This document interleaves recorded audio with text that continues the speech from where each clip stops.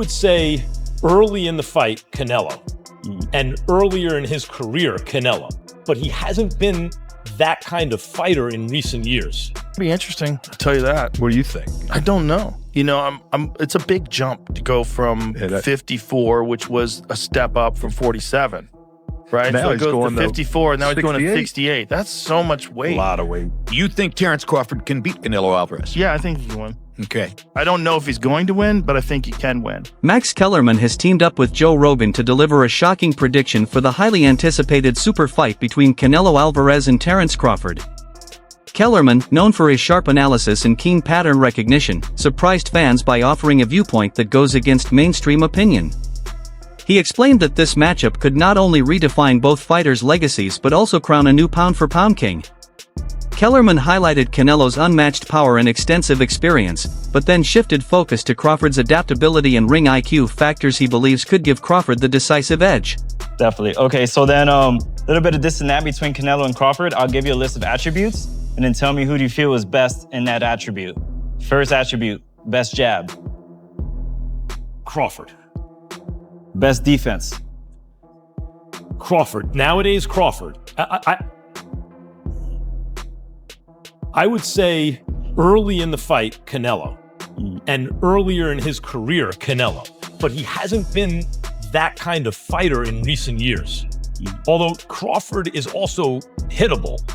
With any fighter, when you talk about their defense, the question is not, can they be hit with a shot? You take punches. Everyone, the greatest defensive fighters ever get hit. Pernell Whitaker, Willie Pep, Floyd Mayweather, they all get hit. The question is, can you hit them with combinations? And both guys are hard to hit. With the two-piece, hard to hit. So who has the best footwork out of the two? In terms of cutting off the ring, last fight notwithstanding, Canelo has gotten much better at cutting off the ring. But, early in his career, he had a problem with that and was much more comfortable counterpunching. But overall, I have to say Crawford. If you go down the list and ask me about tactical advantages, most of them are Crawford. What Canelo has is size, and as a result, physical strength and punching power. Canelo also has a great chin. But in terms of, if you want to go skill for skill, especially the recent version of Canelo, who's had to turn into a seek and destroy guy, who had to learn as his career went on to cut off the ring and not just follow guys around. Like Lara, Trout, Floyd, he followed those guys around. He had trouble because he's really a natural counterpuncher who wants you to come to him. But in recent years at super middleweight, he's gotten really good at cutting off the ring. Again, last fight notwithstanding. So as an overall suite of skills, recent vintage, it's been Crawford. Okay. But Canelo also is skilled and has a larger skeleton than Crawford. No matter what they weigh, Canelo's the bigger guay. Yeah. So you briefly mentioned Canelo's power. So who, I would assume Canelo has the You'd have to think, unless Crawford was on a knockout streak until he moved up to junior middleweight and then failed to stop Madrimov. So, and Canelo, though he has not stopped anyone in a while, we've seen he's a real puncher at 68. As far as speed, who has a better speed? You would imagine Crawford, given the fact that he is the naturally smaller fighter, and I would assume he could maintain that advantage going into this fight. Last attribute, ring IQ.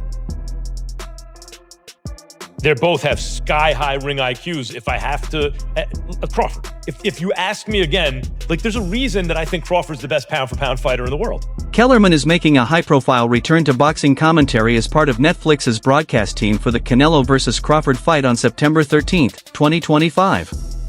This marks his first major on-air boxing role since his departure from ESPN in 2023.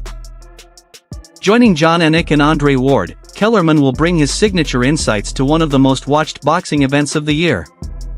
During the announcement, Kellerman described the fight as a perfect storm and explicitly stated that Crawford currently holds the pound-for-pound crown, surpassing Canelo, who once held that honor. I want to bring up the first member of our broadcast team.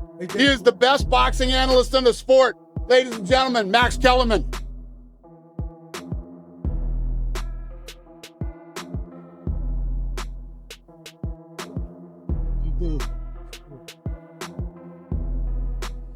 All right, so I know you guys are excited about this fight, but I don't think you understand what a big deal it is. This is a perfect storm. First of all, Turki Al-Sheikh. We're lucky he happens to be a boxing fan. None of this happens if he doesn't happen to be a boxing fan. It's just none of us are here. Nick Khan, the best in the business. Dana White. Dana White is the greatest combat sports promoter of my lifetime. And it's his first ever boxing promotion. So that's who's behind what you're going to see. You know who's the best pound for pound fighter in the world? The most recent one. Bud Crawford. Apologies to the monster and Usyk. Bud Crawford has my vote for best pound for pound. Who was the best pound for pound before Bud? Canelo Alvarez, universally recognized that way. But it's not just these two guys, the last two best pound for pound fighters in the world. There haven't been that many. Before Canelo, who do you have? Before Canelo, Floyd or Andre Ward, Floyd Mayweather. Before, you could take the lineage back. There've only been, 25 or 30 fighters who ever lived who you said that's the best pound for pound fighter in the world. These are two of them, the last two. And they're gonna fight in Las Vegas on September 13th. Canelo is 62-2 with 2 draws, 62-2-2. So was Marvin Hagler when Sugar Ray Leonard moved up to fight him, and they produced one of the biggest spectacles in the history of boxing. This fight is a perfect storm. I could not be more excited to be a part of it. Joe Rogan has also expressed a clear preference for Crawford. He emphasizes Crawford's elite versatility and boxing intelligence as giving him the advantage over Canelo. Rogan notes that Canelo has slowed in recent years, shifting from a dynamic combination puncher to relying more on powerful single shots. In contrast, Rogan sees Crawford as a fluid switch hitter, capable of seamlessly transitioning between orthodox and southpaw stances while remaining effective. On the Joe Rogan Experience, Rogan and Lampley debated Crawford's chances, with Rogan favoring Crawford's precision and physique, believing he could outbox Alvarez. Lampley, meanwhile, admired Crawford's skill but warned that Canelo's power, counterpunching, and sturdy chin could neutralize Crawford's offense. Yeah. Shoot, what Go about get away. Crawford and Canelo? What do you think of that? Personally, I'm a big Crawford fan, so I'm going to lean his way. My only concern is just the size. It didn't look like Terrence's power transferred in the last fight, so now it's coming up some more. You know what I mean? Part of the problem with that is Majumov was really good. Yeah, he's really fucking good. But I just think Crawford is. It's weird to say against Canelo, but I think he's the better boxer, and I think he's the guy who can make the better in-fight adjustments if Canelo doesn't kill him.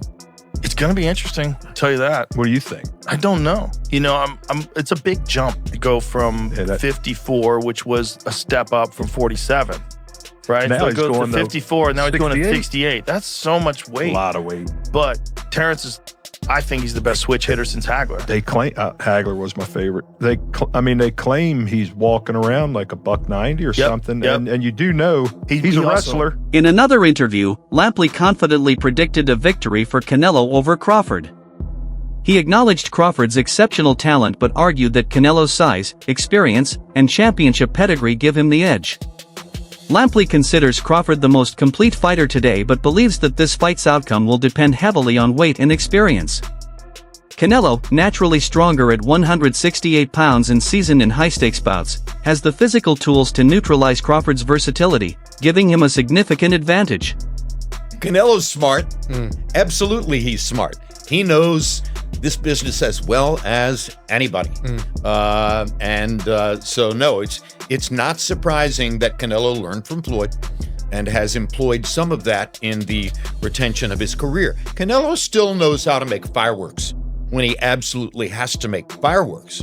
But at the end of the day, he's a counterpuncher. He's a great defender.